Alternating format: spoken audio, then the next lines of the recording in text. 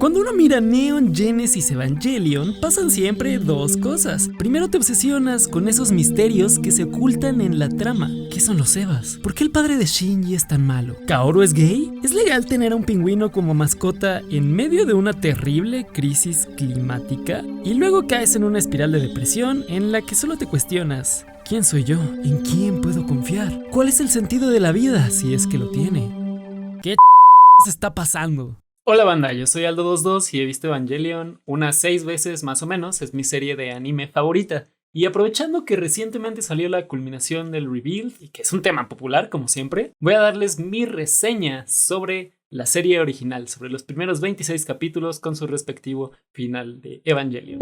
Evangelion, como ya sabemos, es una serie japonesa animada creada por Gainax. Está escrita y dirigida por este güey todo perturbado que se llama Hideaki Anno. Consta de 26 episodios que se transmitieron por primera vez entre 1995 y 1996. Una de sus mayores virtudes es que se ha mantenido vigente durante más de 2 décadas. O sea, yo conozco a gente bastante mayor que yo y a otros que son bastante menores que la han visto y siguen discutiendo cuál es la mejor waifu. En esta serie, una organización paramilitar asentada en la ciudad post-apocalíptica Tokio 3 defiende a la humanidad de unas criaturas que adoptan formas bastante diversas y que provienen del espacio exterior. Provienen del fondo del mar. Espera.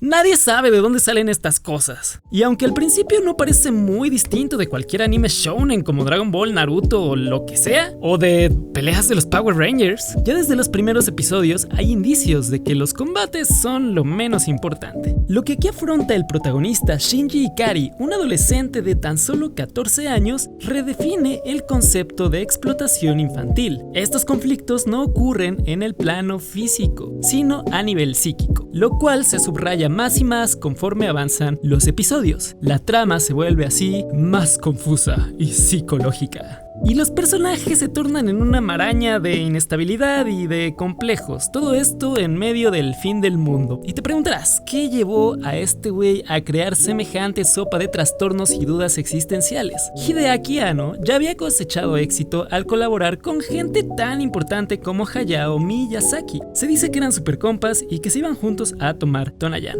Y Hideaki también trabajó como animador en uno de los filmes más devastadores que seguro hicieron que mojaras la almohada de tanto llorar: La tumba de las luciérnagas. Alguien que participó en eso debía estar muy deprimido, ¿sí o no? A mediados de los 80, Hideaki fue cofundador del estudio Gainax y empezó a dirigir diversos proyectos. Fue después cuando llegó Neon Genesis Evangelion, su magnum opus, esa cosa rara que pasaban por el canal 22 y que no sabías cómo explicarle a tu tía. Para todo esto, Hideaki Anno había pasado por un periodo de depresión de 4 años, que se considera el origen de los elementos psicológicos y de los personajes que aparecen en esta serie. Esa sería una de las razones por las cuales Evangelion está... ¿Me entiendes? Aunado a eso, Hideaki Anno sabía muy bien lo que estaba haciendo y estaba escribiendo acerca de sí mismo. En 1996 declaró que previamente nunca se había interesado por la psicología y únicamente había tomado un curso sobre ella en la universidad. Así como yo, que tomé una clase y ya me siento como si en verdad le supiera estas cosas, güey. Pero Anno sí que había tenido una inclinación a analizar la naturaleza humana y a sí mismo. O sea, era bien mamador. Cuando empecé a hablar sobre mí, necesitaba palabras para explicarme, así que empecé a leer libros sobre psicología. Un amigo me prestó un libro sobre la salud mental de los humanos y esto me golpeó, como si finalmente encontrase lo que necesitaba decir. A partir del episodio 16 de Evangelion, todo se trastorna. Uno de los ángeles, llamado Leliel, absorbe a la unidad EVA 01 con todo y su piloto, y la lleva a una dimensión más alta de la existencia, que solo puede explicarse mediante conceptos matemáticos, según nos explica la doctora Ritsuko. Esos conceptos matemáticos y esas máquinas y la tecnología que vemos a lo largo de la serie no son más que metáforas de la mente y de la condición humana. El ejemplo más claro es que al final del apocalipsis se nos explica qué es el campo AT que rodea a los ángeles. En realidad, este lo tienen todos los seres vivos y es la barrera que los separa de los demás y que no debería ser penetrada. De este modo, Hideaki Anno está explorando los límites del yo, uno de sus temas favoritos. Y es así como Shinji, atrapado por la sombra de un ángel, se vuelca en el primero de esos monólogos que terminaron volviéndose el sello de Evangelion. En lugar de actuar y de combatir contra los invasores, nuestro prota se pregunta por las cuestiones fundamentales de su propia existencia. Se vuelve un niño molesto y todo insoportable que jamás quiere subirse al robot, y por eso es que todo el internet lo odia. Pero, ojo, que aunque Shinji es un saco de inseguridades completamente, creo que no se merece todo ese desprecio que le hemos tirado a lo largo de los años. Él está ahí para recordarnos la fragilidad de los seres humanos y nos muestra un lado de nosotros mismos que no se observa en el héroe mítico de las películas de Marvel, por muy buenas que sean, ni en Goku, que siempre está alegre y utiliza el Kaioken ante cualquier dificultad, ni en el perseverante Naruto. Shinji es más auténtico. El mayor obstáculo no es extrínseco, sino que es algo mucho peor y mucho más difícil de afrontar. El mayor rival de Shinji es él mismo y todos los nudos que ha tejido en su interior. Como ya lo sabes, Evangelion recurre en su trama a la parábola de los puercoespines, formulada originalmente por Arthur Schopenhauer y retomada por un cocainómano obsesionado con su madre. Yo les voy a contar una metáfora más que viene ahí 2-3 al caso. Hace unos 2500 años, un poeta lírico griego llamado Arquíloco, yo lo conocí en persona, obviamente, escribió las siguientes palabras: el zorro sabe muchas cosas, pero el erizo sabe una gran cosa.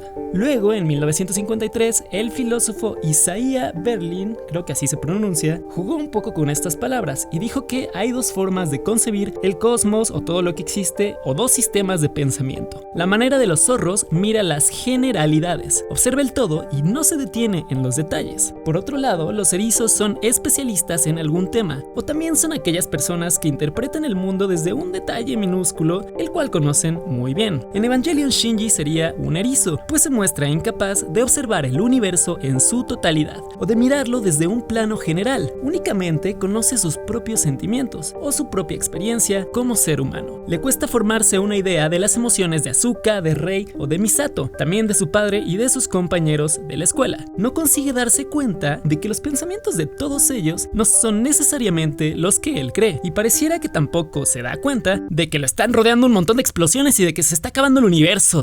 Shinji, súbete al robot. Hideaki Anno nos invita a reflexionar acerca de la experiencia individual, a pensar en las adversidades que azotan a seres concretos con emociones auténticas, esto en oposición al todo o a la generalidad. La paradoja es que el ser humano es al mismo tiempo una masa gigantesca e informe que recubre a la Tierra, un ente colectivo, o Lilith, el 18º ángel, ese que llega al extremo cuando todas las personas se funden en LCL o aguas locas de fresa, pero también el ser humano es cada individuo perteneciente a dicha masa. Al final, y después de este ejercicio de introspección de más de 10 horas, Shinji decide ver más allá de sí mismo, pasa de ser un erizo a ser un zorro y observa la totalidad. Los últimos episodios de Evangelion son un grito desesperado de Hideaki Anno, que estaba bien deprimido y que ya había conocido las profundidades de la desesperación. Shinji se halla en un estado de quietismo y se subraya una y otra vez el dolor que azota a todos los seres vivos. Pero aquí es donde todo se pone irónico, ya que si bien se nos habían planteado unas preguntas bien incómodas sobre nuestra propia naturaleza, Evangelion termina por tener una visión muy optimista de las relaciones humanas. Al final se nos dice que pese a todas las dificultades, la vida vale la pena. Y se nos invita a ser como los puercoespines, que se acercan unos a otros para protegerse del frío, que después se lastiman y se alejan, pero que al final encuentran una buena distancia y obtienen el calor que necesitaban.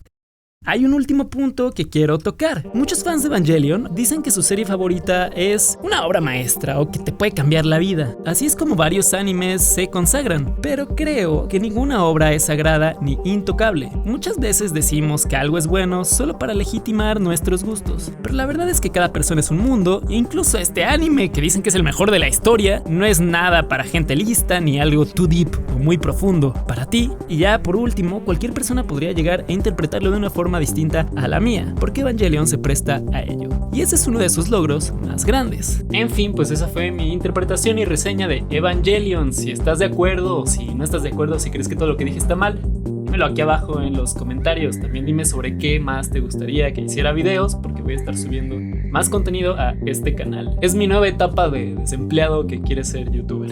Si te gustó, también dale a me gusta, suscríbete sobre todo, y nos vemos en la próxima.